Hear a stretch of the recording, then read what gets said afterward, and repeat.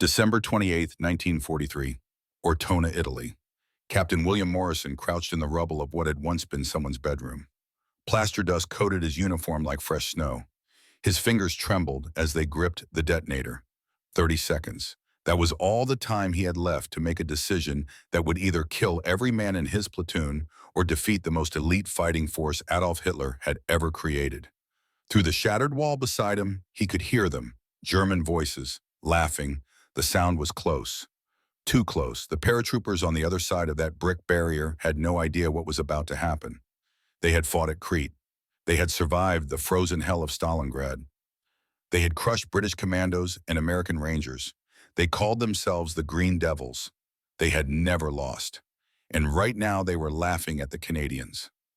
Morrison looked down at the wire in his hand. 20 seconds. His brain screamed at him to think, to calculate, to find another way. But there was no other way. Not anymore. Not after what the Germans had done to Lieutenant Fraser. Not after the building collapse. Not after Christmas Day. His finger moved to the trigger. 15 seconds. The morning light filtered through the destroyed ceiling above him, illuminating thousands of dust particles hanging in the frozen air. Each mote caught the December sun, turning the ruins into something almost beautiful, almost peaceful. Morrison knew that in 15 seconds this piece would shatter into fire and screaming and death. 10 seconds. He thought of his brother Jack. Jack, who had died at Dieppe because some British general thought frontal assaults still worked in modern warfare. Jack, whose last letter home had said, "Don't worry, Bill. The brass knows what they're doing." The brass had known nothing. Morrison's jaw tightened. His hand stopped shaking. 5 seconds. On the other side of that wall, a German paratrooper was probably thinking about going home, about seeing his family again, about surviving this godforsaken war. Morrison knew this because he thought about the same things every single day, but only one of them was going to make it out of this room alive. 3 seconds. The wire felt hot in his palm despite the December cold. 2 seconds. He closed his eyes. 1. Morrison pressed the detonator. But to understand why a wheat farmer from Alberta, Canada was about to blow a hole through solid brick and charge into a room full of elite German paratroopers, you have to go back. Back to before the war. Back to when William Morrison was just a man who knew how to fix tractors and plant winter wheat. Back to when the idea of killing another human being was as foreign to him as the dark side of the moon. 8 days earlier, Morrison had been a different person. The prairies of Western Canada stretched endlessly in every direction from his family's farm. 3,000 acres of wheat, barley, and open skishmay. In the summer, you could stand on the porch of the farmhouse and see the curve of the earth itself. In winter, that same horizon turned white and brutal, teaching you that nature didn't care about your plans or your comfort or your life. That kind of land makes a certain type of man. Quiet, resourceful, stubborn as a January blizzard. William Morrison had spent 28 years becoming that man. He could strip an engine blindfolded. He could predict weather by the smell of the wind.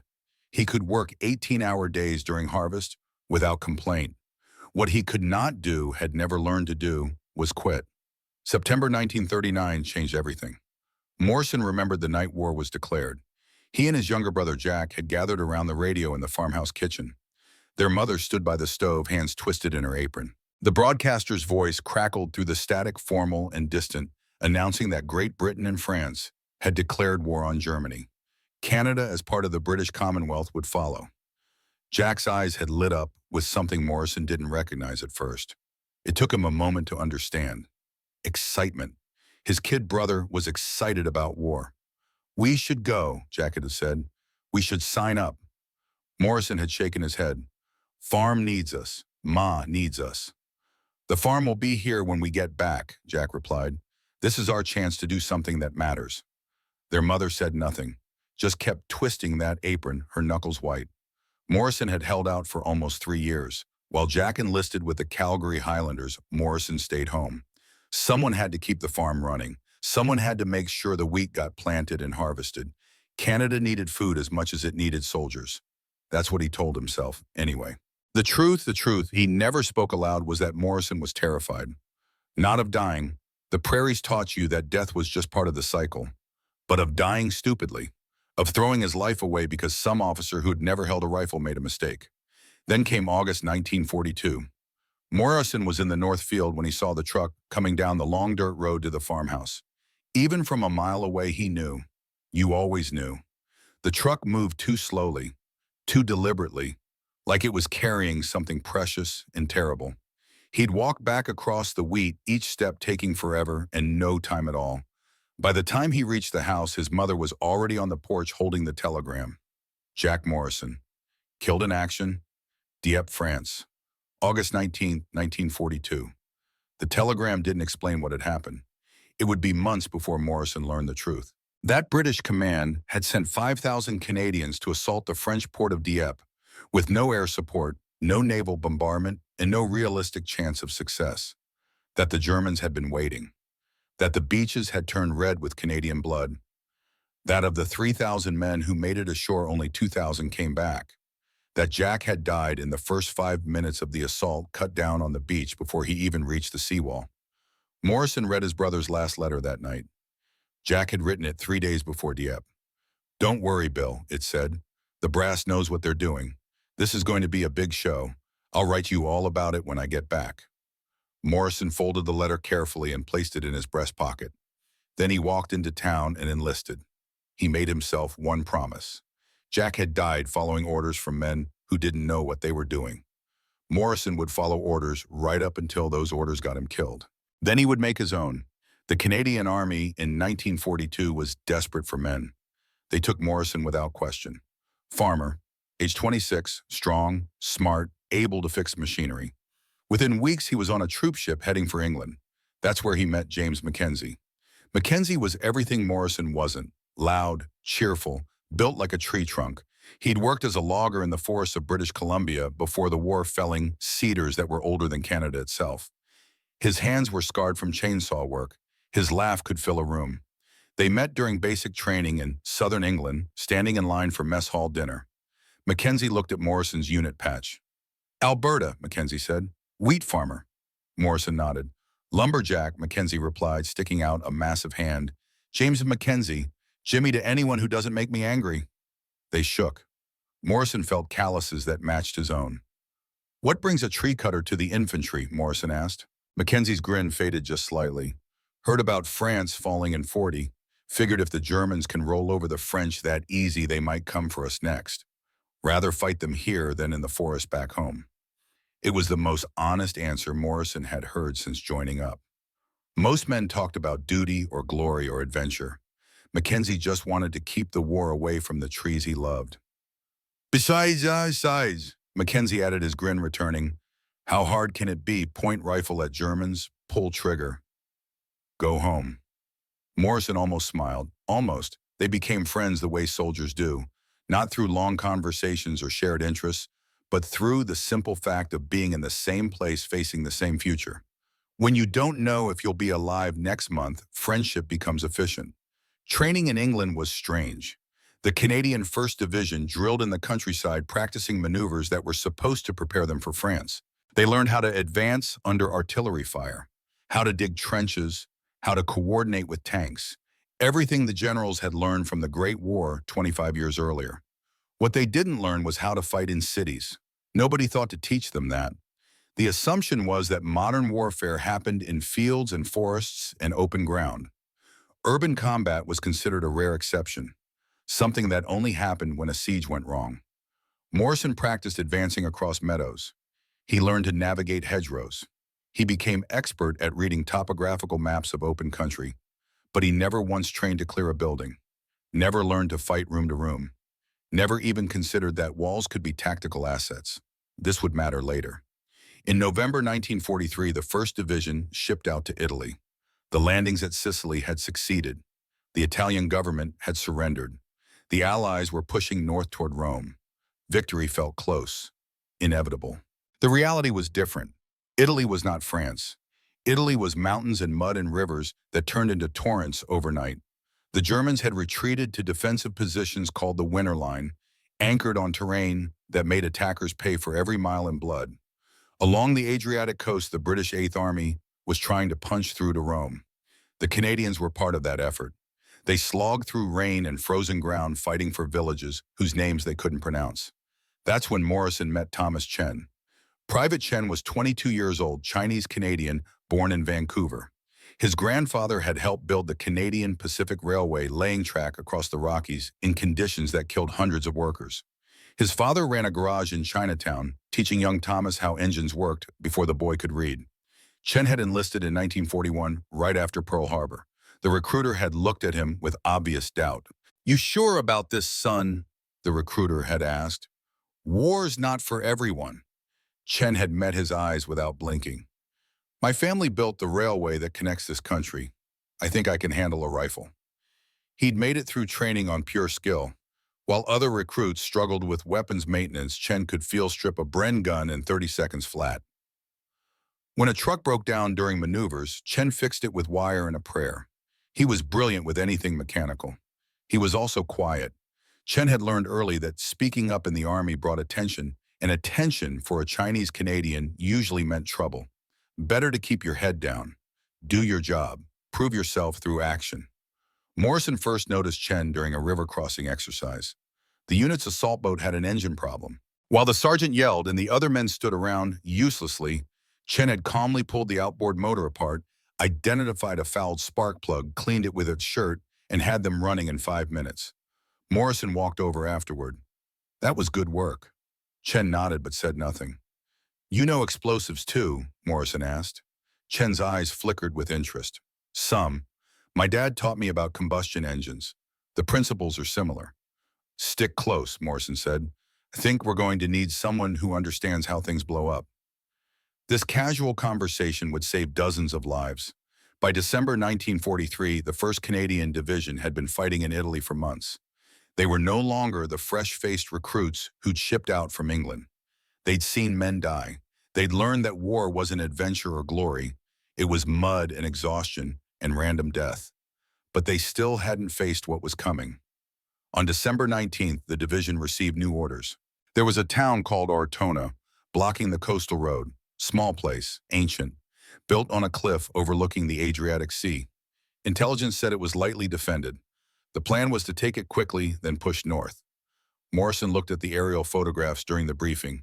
Narrow streets, buildings packed tight together, medieval architecture with thick stone walls. Every military instinct he'd developed screamed that this was wrong. "Sir," he said to Lieutenant Fraser, "this looks like it could be difficult." Fraser was a good officer, former school teacher from Ontario, smart, careful, genuinely cared about his men. But he trusted headquarters. "Intelligence says the Germans are pulling back," Fraser replied. "Light resistance expected. We go in fast, secure the town, move on." Morrison wanted to argue, wanted to point out that intelligence had said Dieppe would be lightly defended too. But he was a captain, Fraser was a lieutenant, and the chain of command was the chain of command. "Yes, sir," Morrison said. That night he wrote a letter to his mother, told her he was fine, told her the weather was cold but manageable, told her he thought about Jack every day. He didn't tell her that tomorrow they were going into a town that looked like a meat grinder. Didn't tell her that his instincts were screaming danger. He sealed the letter and tried to sleep. Across the line in the ruins of Ortona, Hauptmann Friedrich Weber was also writing a letter. Weber was 32 years old, a career soldier.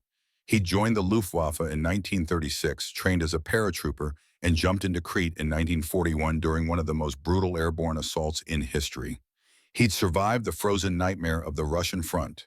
He'd earned the Iron Cross twice. Now he commanded a company of the 1st Parachute Division. The Fallschirmjäger. The Green Devils, they were the elite of the elite. Men who had proven themselves in the worst combat zones of the war. Hitler personally trusted them. When a position had to be held at all costs, the Green Devils held it. Weber's letter was to his wife Maria in Berlin. He wrote carefully, knowing the censors would read every word. "My dearest Maria," he began, "I hope this letter finds you and Greta well. I think of you both constantly. Please tell our daughter that Papa loves her very much and will come home as soon as this war allows." He paused, pen hovering over paper. What else could he say? That he was defending a town that would probably be destroyed, that he was placing men in positions where they would likely die, that he no longer believed in the cause but believed absolutely in the men under his command. None of that could be written.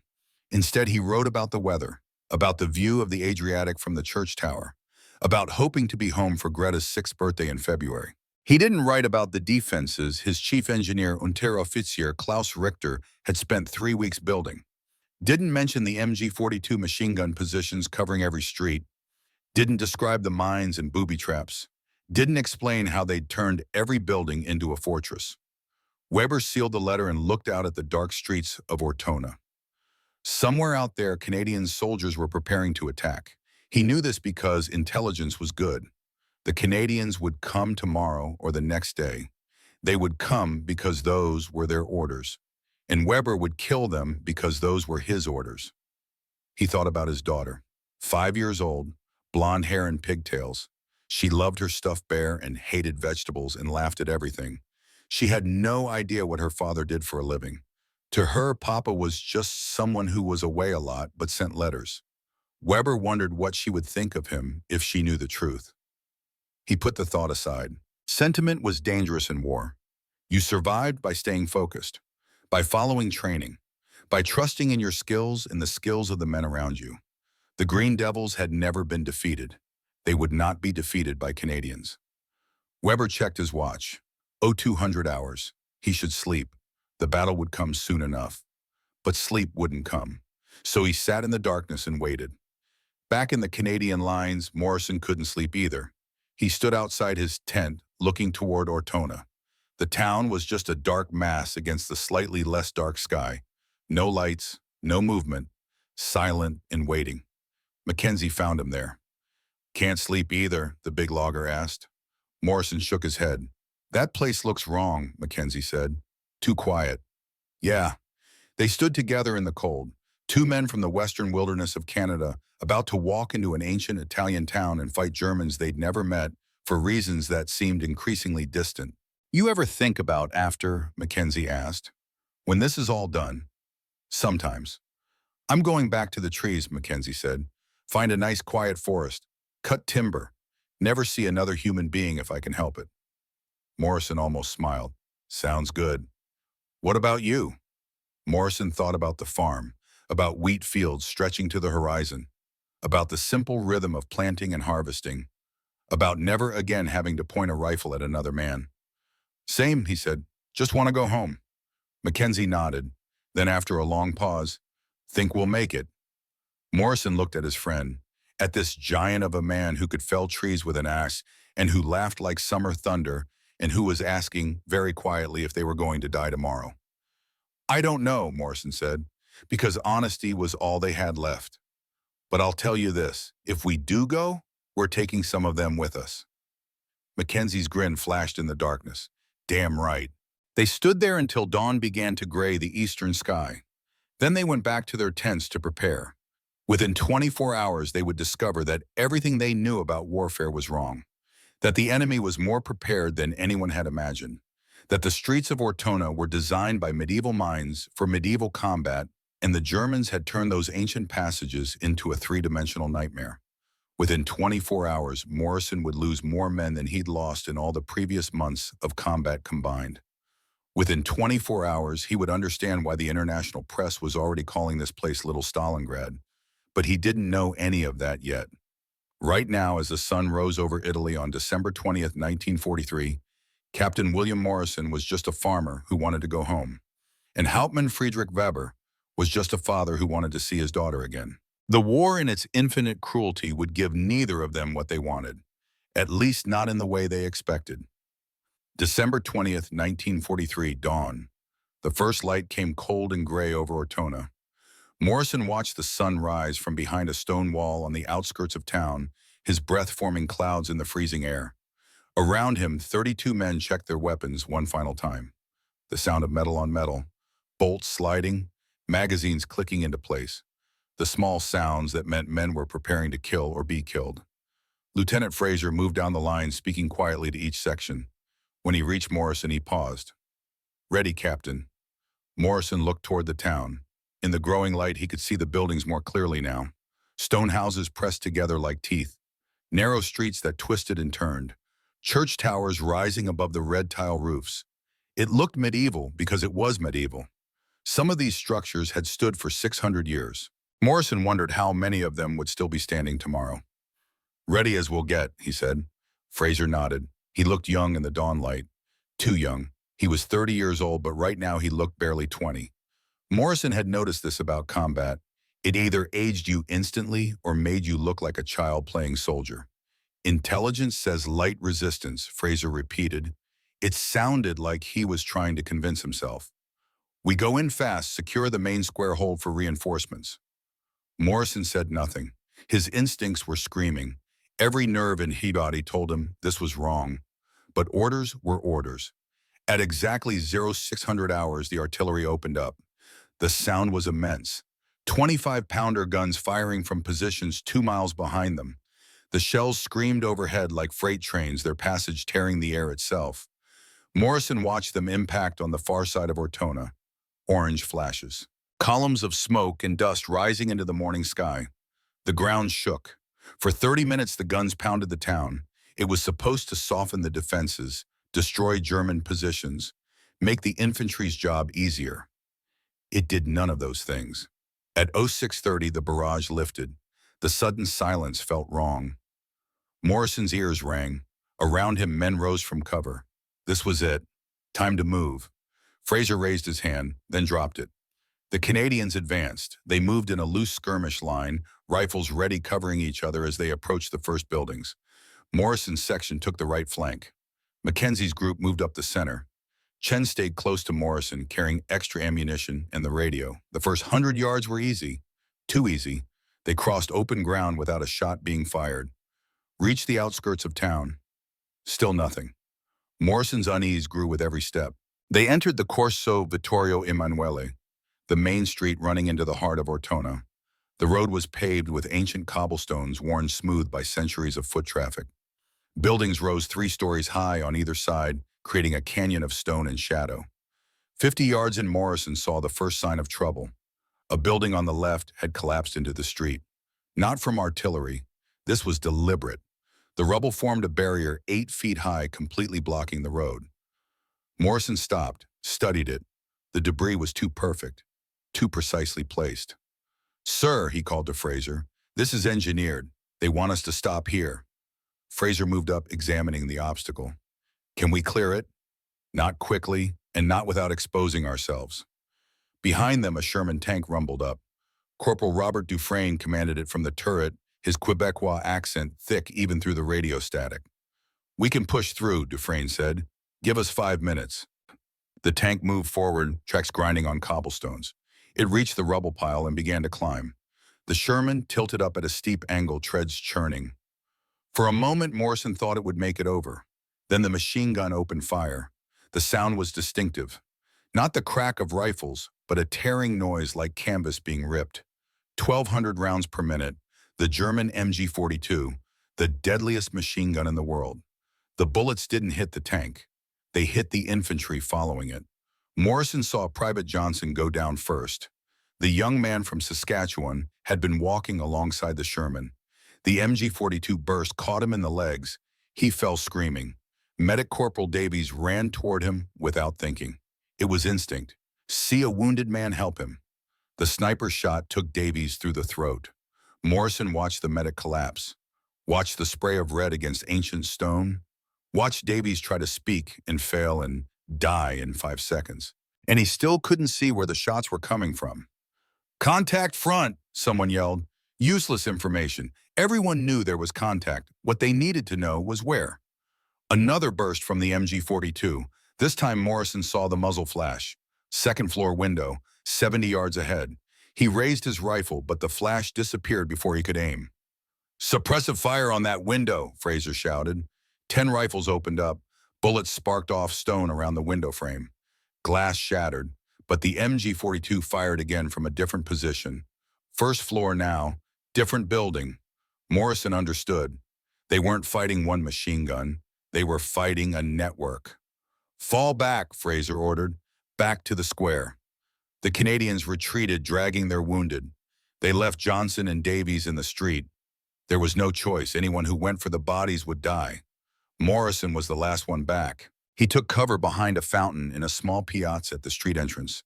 His heart hammered. His hands shook. Around him, men gasped for breath. The entire engagement had lasted 4 minutes. 4 minutes. 7 casualties. Mackenzie crawled over blood running from a cut on his shoulder. Shrapnel from a ricochet. "What the hell was that?" the logger gasped. Morrison shook his head. He was trying to process what had just happened, trying to understand the tactical situation. They'd advanced 50 yards into town and been stopped cold. But it wasn't just being stopped that bothered him. It was how. The Germans hadn't panicked, hadn't fired wildly. They'd waited until the Canadians were committed, then hit them from multiple angles simultaneously. The machine gun positions had interlocking fields of fire. The rubble barrier had been placed at exactly the right spot to force the infantry to bunch up. This wasn't improvisation. This was engineering. Chen appeared beside Morrison, breathing hard. "Sir, I saw something. When that first MG fired, there was dust from above the window. Above? Like someone was moving on the floor overhead. I think they're not just in the rooms. They're using the whole building, moving vertically." Morrison processed this. It made terrible sense. The buildings in Ortona were connected. Shared walls, interior staircases. A defender could fire from the second-floor retreat to the third cross through the attic to the next building, fire again from a completely different angle. It was 3-dimensional warfare, and the Canadians were trained for 2 dimensions. "We need to tell Fraser," Morrison said. But Fraser was already calling for orders from Battalion. Morrison could hear the radio chatter. Battalion wanted them to push forward. Secure the town by nightfall. The offensive couldn't stop for 1 block street. Fraser looked sick, but he gave the order. "We try again. Different approach. Mackenzie, take your section up the left side street. Morrison, you go right. We flank the main road and meet in the center." Morrison wanted to argue, wanted to say this was suicide. But Fraser's eyes told him the lieutenant already knew. Orders from above. No choice. "Yes, sir." They moved out at 0800 hours. Morrison's section took a narrow alley running parallel to the Corso. The passage was barely wide enough for 2 men abreast. Washing lines still hung between buildings, forgotten laundry frozen stiff. Morrison moved slowly, checking every window, every door. They made it 20 yards before the booby trap. Private Henderson reached a doorway and tried the handle. The door was unlocked. It swung open easily. Too easily. Morrison saw the wire a half-second before Henderson did. "Don't." The grenade was rigged to the door frame. German stick grenade handle tied to the hinge. When the door opened, the handle pulled free. 4-second fuse. Henderson saw it. His eyes went wide. He tried to throw himself backward, but the alley was too narrow. Morrison grabbed Chen and dove behind a stone trough. The explosion was deafening in the confined space. When Morrison looked up, Henderson was down.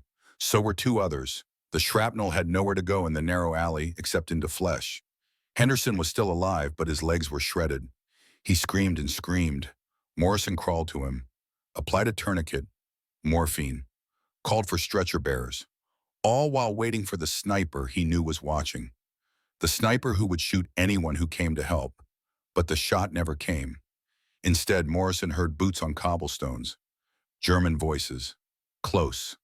Moving toward them. "Defensive positions," Morrison hissed. His men flattened against walls, rifles ready. Morrison could hear the Germans clearly now. 2 of them, maybe 3, talking casually. They had no idea the Canadians were 15 feet away around a corner. Morrison raised his rifle, aimed at the corner, waited. A German paratrooper stepped into view. Morrison fired. The German went down. Another paratrooper appeared, rifle coming up. Mackenzie, who had circled around from the other direction, shot him from behind. The German fell forward onto the cobblestones. Silence. Morrison approached the bodies carefully. Both men were young, 20, maybe 22. They wore the distinctive smocks of Fallschirmjäger paratroopers, Green Devils. One of them had a photo tucked into his helmet band. A girl, pretty smile, blonde hair. Morrison looked away. Couldn't think about that. Couldn't wonder if the girl knew yet that she was looking at her last photograph of someone who would never come home. He searched the bodies quickly, found maps, German positions marked. He pocketed them. "Sir," Chen called. "Movement, 3rd floor." Morrison looked up, saw a shadow in a window, raised his rifle. The shadow vanished. They're above us, Morrison said. Always above us. They extracted carefully carrying Henderson and the other wounded, made it back to the square where Fraser had established a command post. The lieutenant looked worse. More casualties. Mackenzie's section had run into mines, S-mines, bouncing Betties the soldiers called them, spring-loaded to jump to waist height before detonating, designed to castrate and kill. Fraser was writing casualty reports. His hands shook. 23, he said when Morrison approached. 23 casualties, and we haven't even cleared the first block. Morrison showed him the German maps. Fraser studied them, his face going pale. They've fortified every building, Fraser said.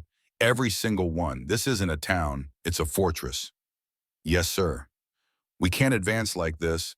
We'll be bled dry before we reach the center. Morrison said nothing. They both knew the truth. If they kept fighting in this way, using standard infantry tactics, the entire battalion would be destroyed within 48 hours.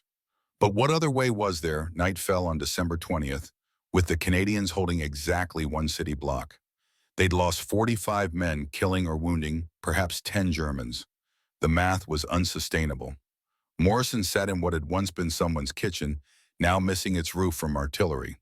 Around him, the surviving men of his section tried to rest. Most couldn't. The adrenaline was too high, the fear too fresh. Mackenzie came in, his shoulder now properly bandaged. How's Henderson? Dead, Morrison said. Bled out on the way to the aid station. Mackenzie absorbed this. Henderson had been 19, from a small town in Ontario. He'd talked constantly about his girlfriend back home, how they were going to get married when the war ended, buy a little house, have kids. Now he was dead in an Italian alley because he'd opened a door. This is bad, Bill, Mackenzie said quietly. Worse than anything we've seen. Morrison knew. Italy had been hard, Sicily had been brutal. But this was different. This was systematic slaughter. The Germans owned every angle, every sight line, every approach. They'd had weeks to prepare. They knew the ground. They had the better positions. And the Canadians were learning for the first time what it meant to fight an enemy who was genuinely better than them. Chen appeared in the doorway. Sir Lieutenant Fraser wants to see you. Planning session. Morrison followed Chen through the rubble to a basement that Fraser had turned into a command post. Maps covered a makeshift table. Candles provided light. Fraser was there. So were the other section commanders. 8 men total. All that remained of a full-strength platoon. Fraser looked like he'd aged 10 years in one day. Gentlemen, he said, we have a problem. Battalion expects us to resume the attack at dawn. But if we continue using frontal assaults, we'll be wiped out within 2 days. I need ideas. Anything. Silence. Where's down? Aha, finds. What could they say? The enemy had every advantage. Morrison studied the maps, aerial photographs of Ortona. The town was a maze. Narrow streets, buildings pressed together, medieval layout designed for defense. The streets are killing us, Morrison said slowly. Every time we use a street, they're waiting. Then we don't use the street, someone suggested. Go through the buildings. We tried that, booby-trapped, every door, every staircase. More silence. Chen spoke up. Sir, can I see the map? Fraser slid it over. Chen studied it carefully. Morrison watched the young mechanic's eyes move across the town layout, saw him thinking, processing. These buildings, Chen said, they're terrace houses, like in Vancouver's Chinatown, built right next to each other, shared walls. So the walls are the only thing separating them. If we could get through one building, then we could go through the wall to the next building. Never use the street, never use the doors. Morrison leaned forward. Go through the walls. Blow holes in them, big enough for a man to fit through, move from building to building without exposing ourselves to machine gun fire. The idea hung in the air. It was crazy. It violated every tactical doctrine. You cleared buildings floor by floor, room by room using doors and stairs. You didn't blow holes in walls like some kind of burglar. But then Morrison thought about Jack dying on Dieppe Beach because doctrine said frontal assault still worked. Thought about Henderson bleeding out in an alley because doctrine said you advance down streets. Thought about the growing pile of body bags because everyone kept following the same playbook the Germans had already figured out how to beat. That's insane, Fraser said. But he didn't say no. Morrison could see the lieutenant's mind working, weighing options, doctrine versus survival. Sir, Morrison said carefully, Jack died at Dieppe because we followed the book. I'm done following books that get my men killed. Fraser looked at him, really looked at him. Saw something in Morrison's eyes that made him nod slowly. Can we do it? Fraser asked Chen. Technically, can we actually blow through these walls? Chen thought about it. The buildings are stone and brick, old construction, maybe 18 inches thick. We'd need shaped charges, something to direct the blast inward instead of just scattering. And we'd need to be precise. Too much explosive and we bring the whole building down on our heads. Can you make these charges? Maybe, with PE4 explosive and some ingenuity, but I'd need time to test, to figure out the right amount. Fraser looked around the room at the other men. Anyone think this won't work? Everyone thought it wouldn't work. You could see it in their faces. But everyone was also calculating the alternative. More street fighting, more machine gun fire, more Hendersons. I think we're going to die either way, Mackenzie said. Might as well die trying something new. Fraser made his decision. Morrison, take Chen and work on this tonight. I'll stall battalion until noon tomorrow. If you can make it work, we try it. If not, we go back to standard assault and pray. Morrison nodded. Yes, sir. He and Chen left the command post and found a ruined building on the edge of the Canadian perimeter. Chen gathered materials, PE4 plastic explosive, detonation cord, timers. He worked with the focused intensity of a man who understood that lives depended on getting this right. Morrison watched him shape the explosive into a cone. Why that shape?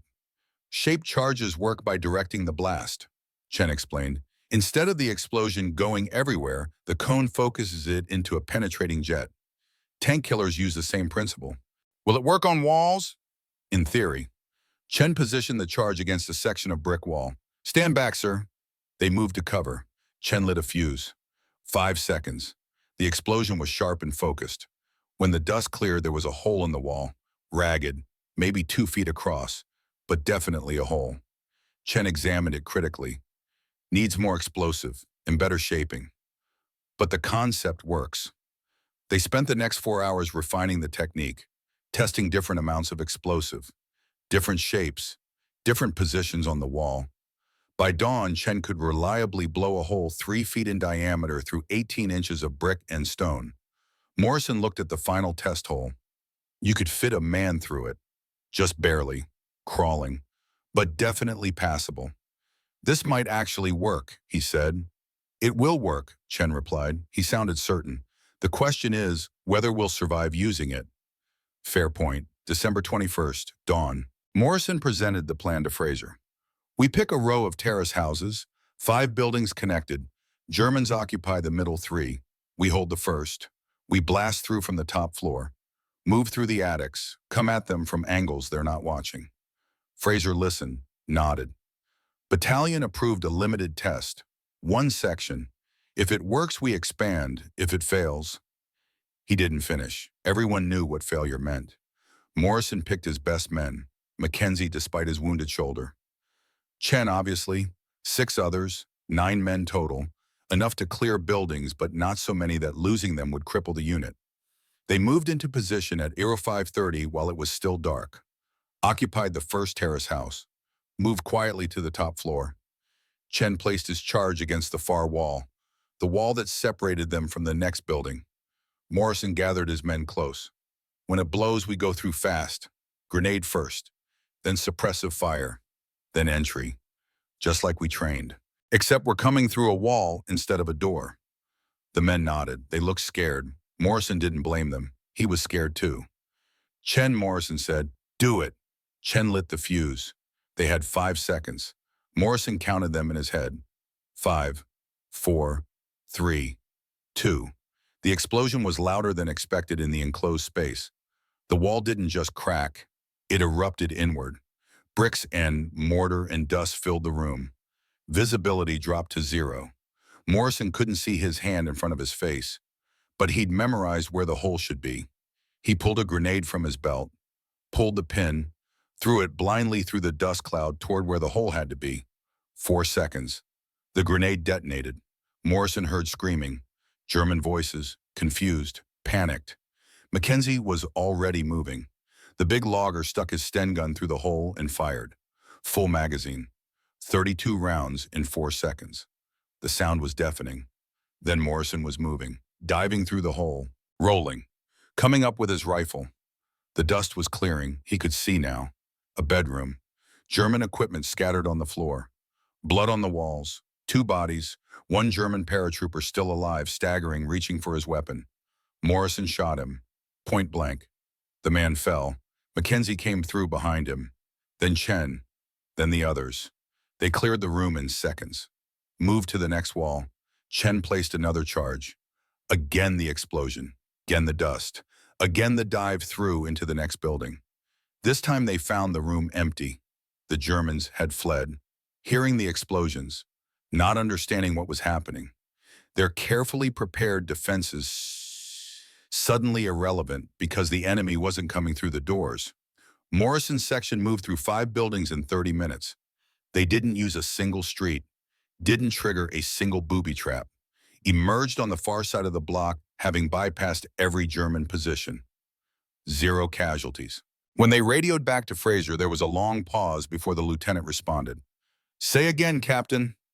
0 casualties. Confirmed, sir. 0. The technique works. Another pause. Morrison could almost hear Fraser's mind recalculating. If they could advance without casualties, if they could bypass the German defenses entirely. Hold position, Fraser said. I'm calling battalion. Within an hour, the order came down. All Canadian units in Ortona would adopt the mouse-holing technique immediately. Chen would train other sappers. Morrison would write tactical notes. The entire operational plan was changing. Across the street in a German observation post, Hauptmann Weber watched through binoculars. He'd seen the Canadians enter the first building, watched his men prepare to ambush them when they emerged onto the street. But they never emerged. Instead, he heard explosions, muffled, coming from inside the buildings, dust puffing from third-floor windows, then silence. Then his radio crackled. The squad in those buildings wasn't responding. Weber sent another squad to investigate. They found the buildings cleared, Germans dead or captured, and holes. Jagged holes blown through walls. A tunnel from house to house. Weber stared at the holes. He'd fought Russians, Americans, British. He'd never seen anything like this. Oberst Steiner, he radioed to his commander. The Canadians have found a way around our defenses. Explain.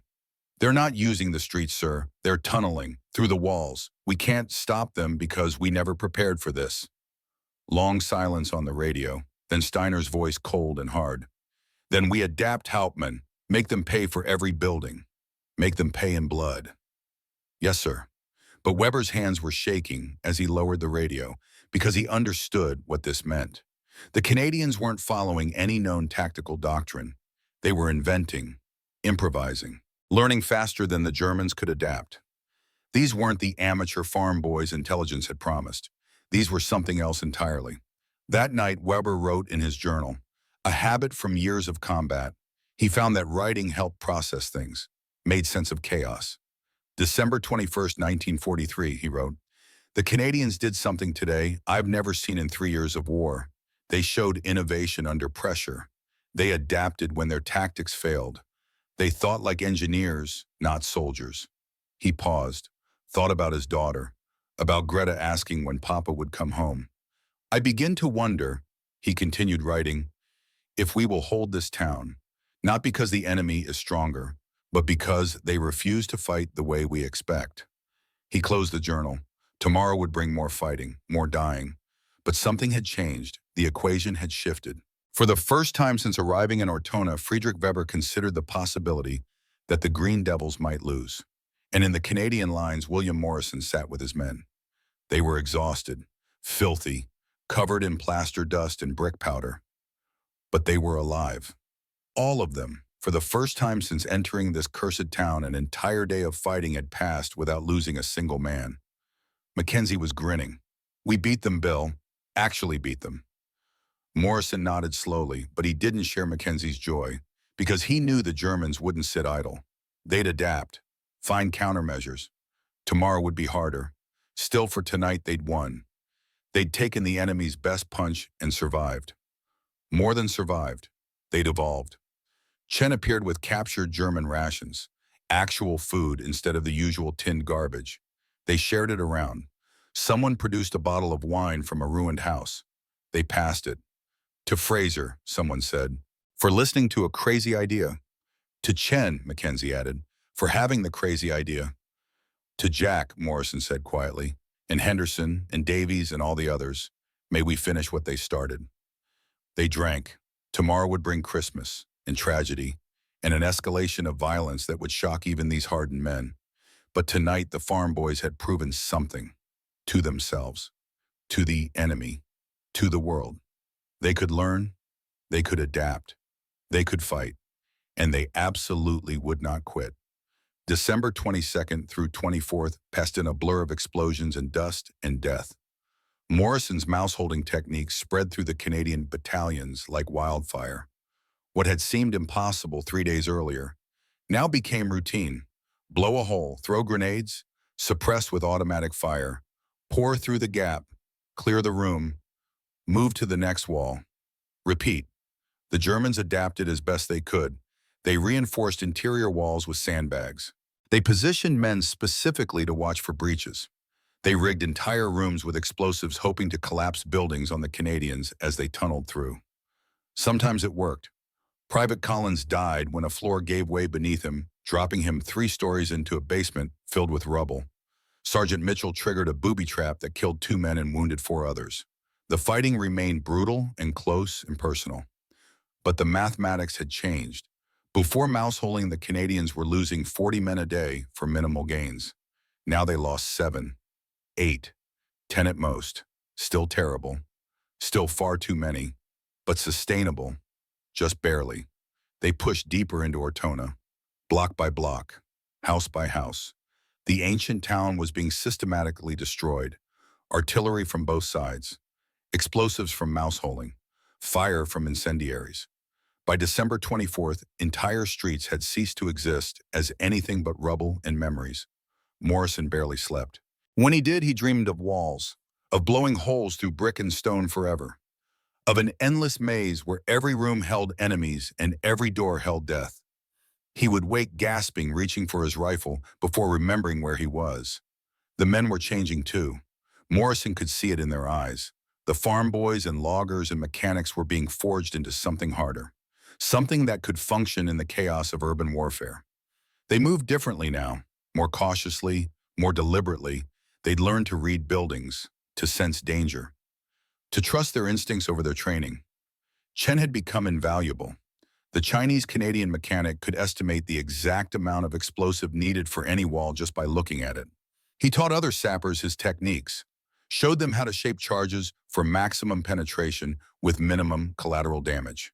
Soldiers who'd ignored him back in England now followed his instructions without question. Mackenzie, despite his wounded shoulder, refused evacuation. He'd bound it tight and kept fighting. The big logger had a talent for close-quarters combat. Something about his size and strength made him devastating in confined spaces. Morrison had watched him clear 3 rooms single-handedly when a mousehole breach went wrong and separated the section. But it was Fraser who held everything together.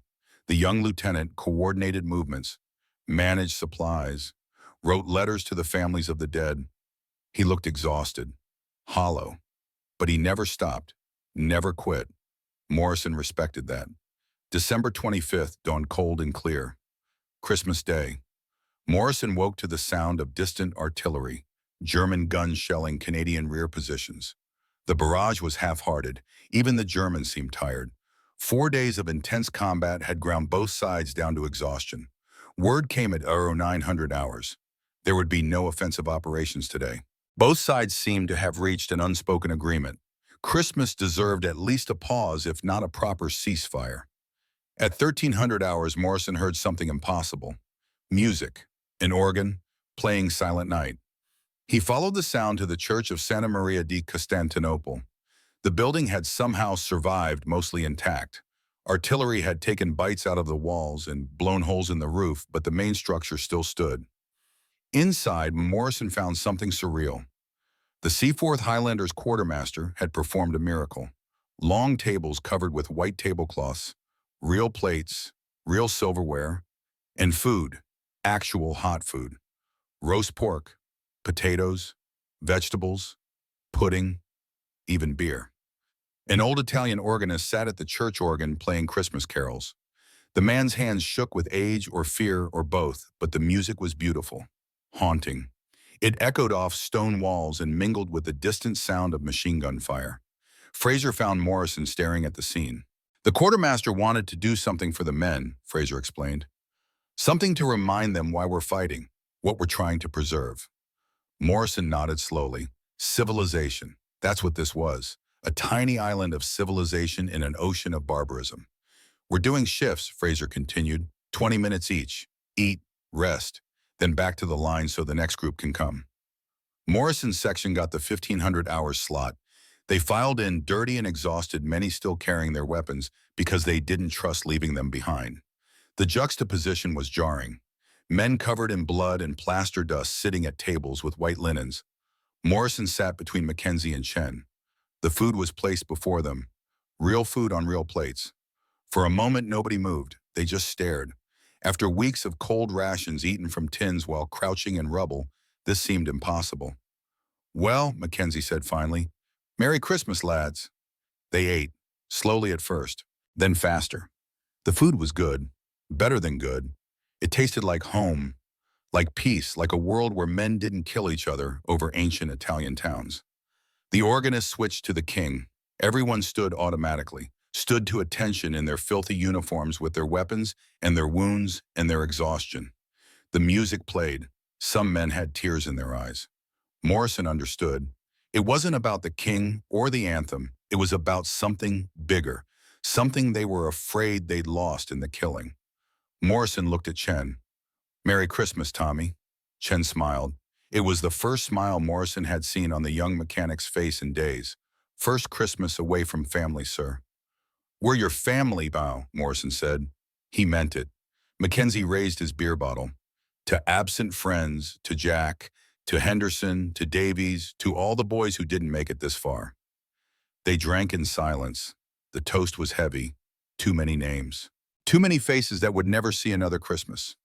Private Danny Walsh sat across from Morrison, 19 years old, from Nova Scotia. He'd been Mackenzie's friend since basic training. The two of them had bunked next to each other, trained together, shipped overseas together. Walsh was engaged to a girl back home. He showed everyone her picture at least once a day. Pretty brunette named Sarah. They were going to get married when the war ended. Walsh was laughing at something. Morrison couldn't hear what over the organ music, but the boy looked happy, actually happy. For just a moment in this ruined church on Christmas Day, Private Danny Walsh looked like a 19-year-old kid instead of a soldier. See you later, Jimmy, Walsh said to Mackenzie. He stood, picked up his rifle. His 20 minutes were up. Time to rotate back to the front line so the next section could eat. Mackenzie grinned at his friend. Keep your head down out there. Walsh winked. Always do. He walked out of the church. Morrison checked his watch. 15:23 hours. He had 7 more minutes before his own section had to rotate. At 15:26 hours, they heard the shot. A single rifle crack. Sharp and clear even over the organ music.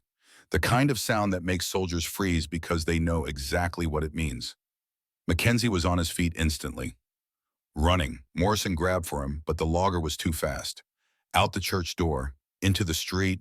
Morrison followed, knew he shouldn't, knew it was probably a trap. But Mackenzie was his friend, and friends didn't let friends run into danger alone. The street outside the church was empty. No, not empty. There was something in the middle of the cobblestones. Someone. Danny Walsh lay on his back, eyes open, staring at the sky, a single bullet hole in his chest, right through the heart. He died instantly. Mackenzie reached him, dropped to his knees, grabbed Walsh's shoulders. Danny, come on. You're okay. You're okay. But Walsh wasn't okay. Walsh was dead. Killed 3 minutes after eating Christmas dinner. 3 minutes after laughing. 3 minutes after walking out of a church playing Silent Night. Morrison scanned the rooftops, looking for the sniper. But there was no target, no movement, just silence. More men poured out of the church. Medics ran to Walsh, but there was nothing to do. You couldn't fix a hole through the heart. Chen helped Morrison pull Mackenzie away. The big logger was shaking. Not crying, just shaking, like his body couldn't process what his eyes were seeing. They carried Walsh's body back inside the church, laid him near the altar. The organist had stopped playing. The remaining men in the dining area sat in stunned silence. Fraser appeared, looked at Walsh, looked at Mackenzie, looked at Morrison. "Get your men ready," Fraser said quietly. "We resume operations at dawn." That night, Mackenzie sat alone in a bombed-out building cleaning his rifle with mechanical precision. Morrison found him there. "I'm going to kill them, Bill," Mackenzie said. His voice was flat, dead. "Every single one I can find. I'm going to kill them." Morrison said nothing. What could he say? That revenge was wrong, that Walsh's death was just part of war, that they needed to stay professional. All of that would have been true. None of it would have mattered. He was supposed to marry Sarah, Mackenzie continued. They had plans, a little house in Nova Scotia, 3 kids. He wanted 3 kids, a boy and 2 girls. Morrison sat down beside his friend. "I know. 3 minutes. He was alive for 3 minutes after leaving that church, then just gone. How is that fair? It's not. I want them to hurt Bill. I want them to feel what we feel." Morrison put his hand on Mackenzie's shoulder, felt the tension there, the rage barely contained. "They will," Morrison said. "I promise you, Jimmy, they will." December 26th brought intensified fighting. The Canadians, fueled by anger over Walsh's death, pushed harder, more aggressive, more willing to take risks. Morrison's section advanced 3 blocks in 1 day. Unprecedented progress. But the Germans were being pushed back toward their final defensive positions around the town squares, the Piazza Municipio and Piazza San Tommaso. And cornered animals fight hardest, December 27th, 1100 hours. Lieutenant Fraser's platoon secured a corner building overlooking the Piazza Municipio. Perfect position. 3 stories, stone construction, commanding view of the square. From here they could observe German movements, call in artillery, coordinate the final assault. Fraser took 23 men into the building, established an observation post on the 3rd floor, set up a radio, began mapping German positions. Morrison's section was in the building next door, 60 feet away, connected by a shared wall. Morrison was planning the next mousehole breach when he felt it, a vibration, deep, coming from below, like thunder underground. He looked at Chen. "Did you feel that?" Chen's eyes went wide. "That's not artillery. The explosion was massive." The building where Fraser had set up his observation post didn't collapse. It erupted. The entire structure lifted slightly, seemed to hang in the air for an impossible moment, then pancaked down on itself. 3 stories compressing into 1. Walls blowing outward. Roof caving in. A cloud of dust and debris that blotted out the sun. The shockwave knocked Morrison off his feet.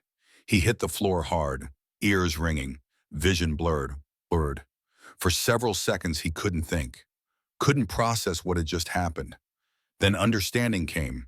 The Germans had mined the building, packed the basement with explosives, waited for the Canadians to occupy it, then detonated.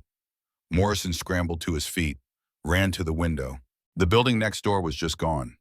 In its place was a mountain of rubble. Bricks, timber, bodies, dust still pouring off the pile like waterfall mist. "Fraser!" Morrison screamed. "Lieutenant Fraser!" No answer, just the settling sound of debris, the creak of weakened structures, the beginning of screams from men buried alive. Morrison was moving before conscious thought, out of his building, into the street, to the rubble pile. He started digging, throwing bricks aside, hands bleeding, not caring. Mackenzie appeared beside him, then Chen, then others. They dug frantically, found an arm, pulled. Private Stevens came free, alive but unconscious. They passed him back to medics and kept digging. They found 4 men alive, critically wounded but alive. They found 19 bodies, some intact, some not. Lieutenant David Fraser was in the latter category. Morrison found his class ring on a severed hand, the gold band with the Ontario Teachers College insignia. Fraser had worn it every day, talked about going back to teaching when the war ended. Morrison held the ring, stared at it. Something inside him cracked. He'd lost men before. Henderson, Davies, Walsh, dozens of others. Each death had hurt. But Fraser was different. Fraser had trusted Morrison's crazy ideas, had approved the mouse-holing technique when every regulation said not to, had kept the unit together through sheer force of will, and now Fraser was pieces in the rubble because the Germans had turned an entire building into a bomb. Morrison's hands stopped shaking. His breathing slowed. He felt something cold settle into his chest. Not rage. Rage was hot and temporary. This was different, colder, more permanent. He stood, pocketed Fraser's ring, turned to Chen. "Can you bring down a building?" Morrison asked. His voice was calm, too calm. Chen hesitated. "Sir, can you do it, yes or no?" "Yes, with enough explosive." "But that would be, how much do we have?" "Maybe 40 pounds of PE4. But sir, using it all at once? I don't care. Find me a building with Germans in it. Pack it with every ounce of explosive we have. Then blow it to hell." Mackenzie stepped closer. "Bill, that's a war crime if there are wounded." Morrison turned to look at his friend. Mackenzie saw something in Morrison's eyes that made him stop talking. "They just killed 23 of our men," Morrison said quietly, "including Fraser. They turned a building into a bomb. You want to talk to me about rules?" Silence. The other men watched, waiting to see what would happen, whether Morrison would cross this line. "Find me targets," Morrison said. Now. Within an hour they had one. A building 2 blocks away, German staging area. Intelligence said a full company rotated through there between shifts, 40 to 50 men at any given time. Morrison didn't ask if there were wounded, didn't ask if some of those men might be medics or support staff, didn't ask anything except whether Chen could destroy it. "I can destroy it," Chen said. "But sir, are you sure this is different from combat? This is finishing what they started. Are you with me or not?" Chen looked at Morrison, at Mackenzie, at the pile of rubble that had been Fraser's position. He nodded slowly. "I'm with you." They planned the operation for 1,800 hours. Dusk, when the Germans would be changing shifts, maximum casualties. Morrison, Chen, and 4 others mouse-holed their way to the target building.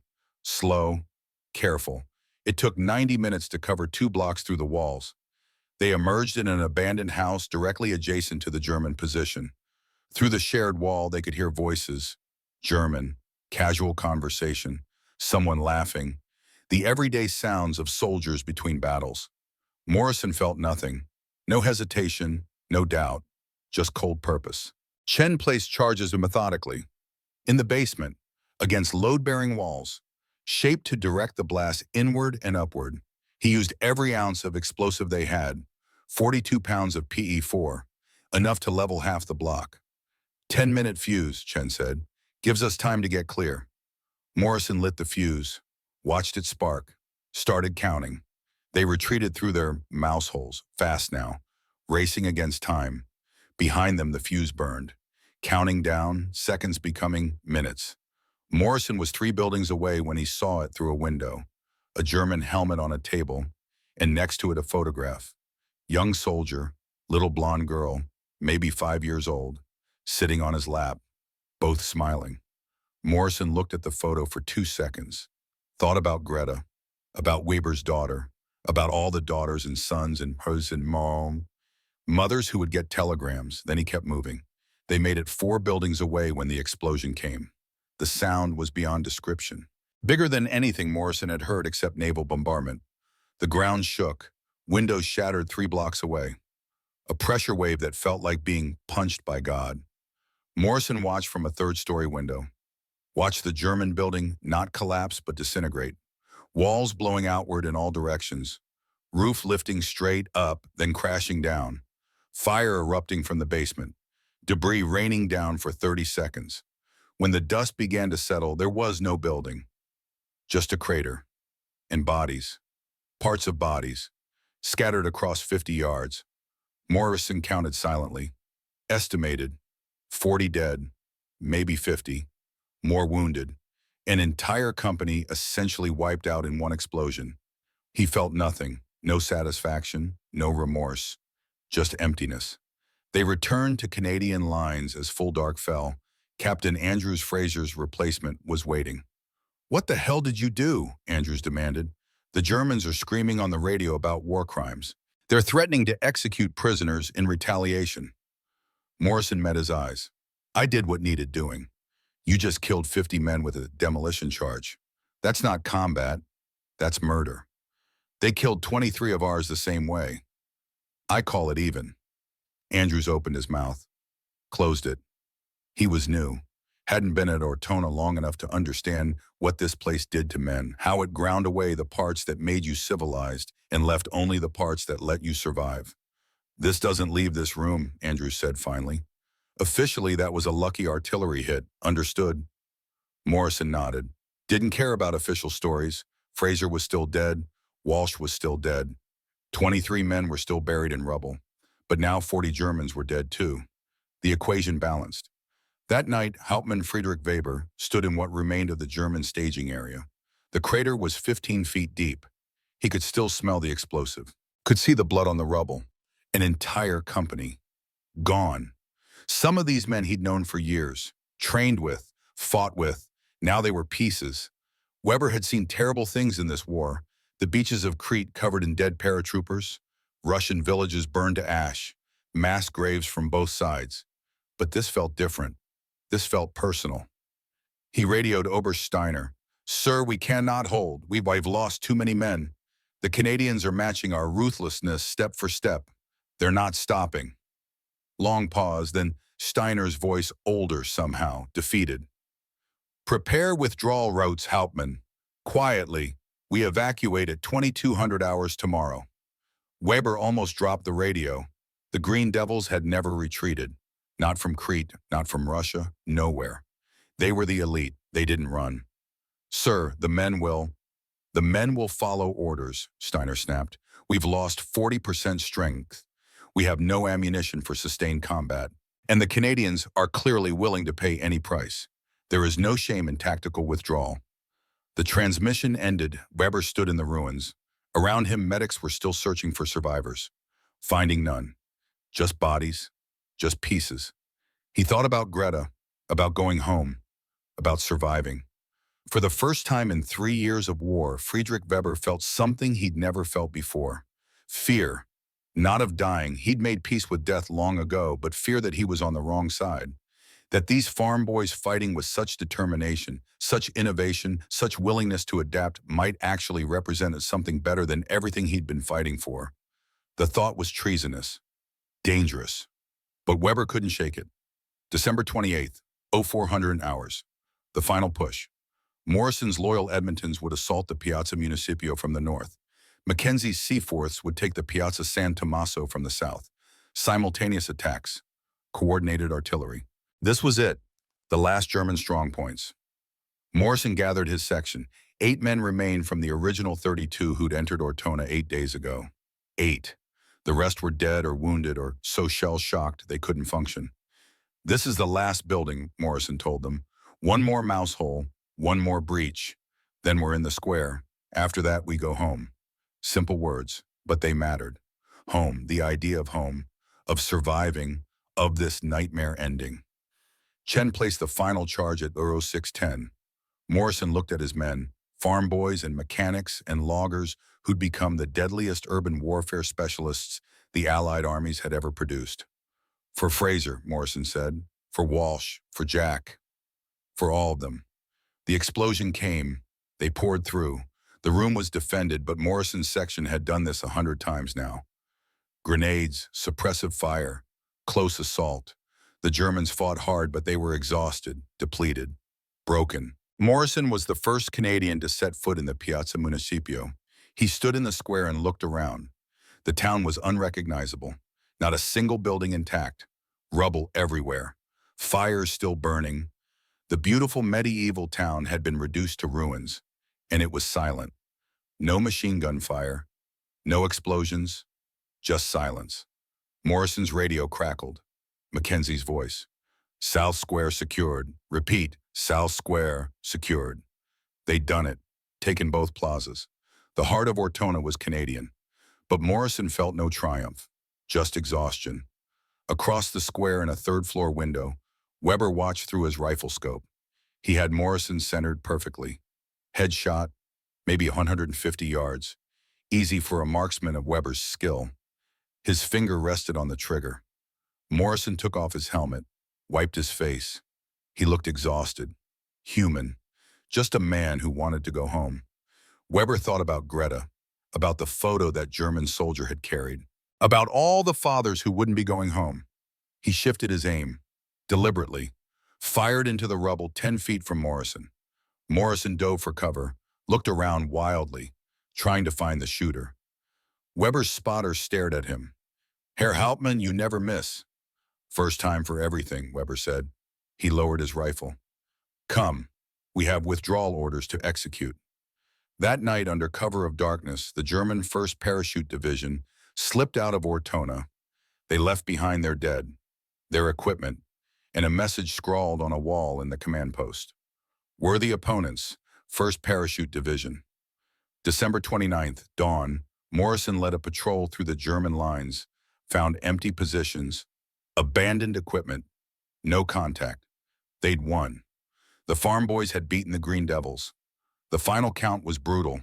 Canadian casualties 502 killed, 1,372 wounded. The loyal Edmontons had lost 40% of their strength. The Sea Force, 35%. German casualties were estimated at 400 killed, 800 wounded. Ortona was a ruin, a ghost town, dead, but it was theirs. Morrison stood in what had been the Piazza Municipio and felt nothing. No pride, no satisfaction.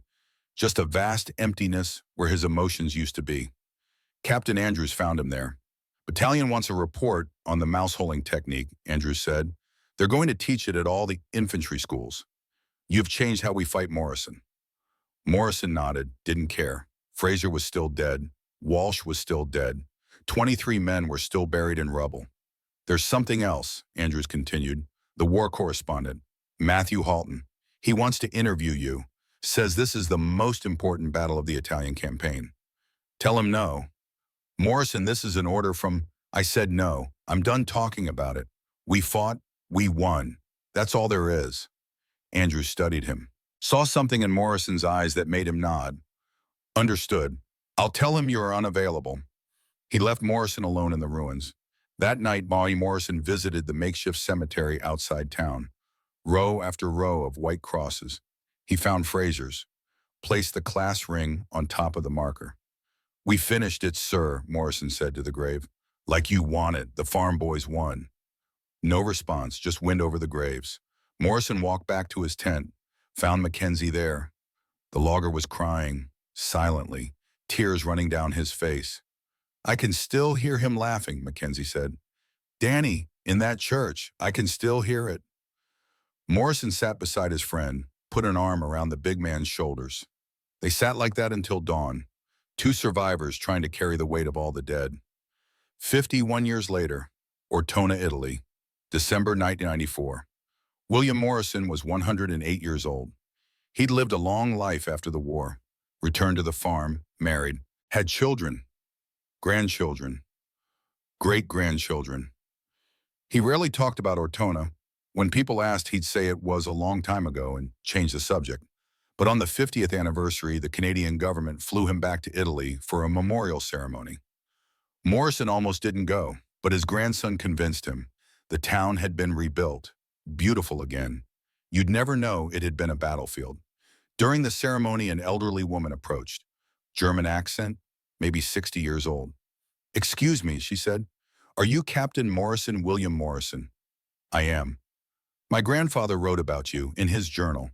Hauptmann Friedrich Weber, 1st Parachute Division." Morrison's breath caught.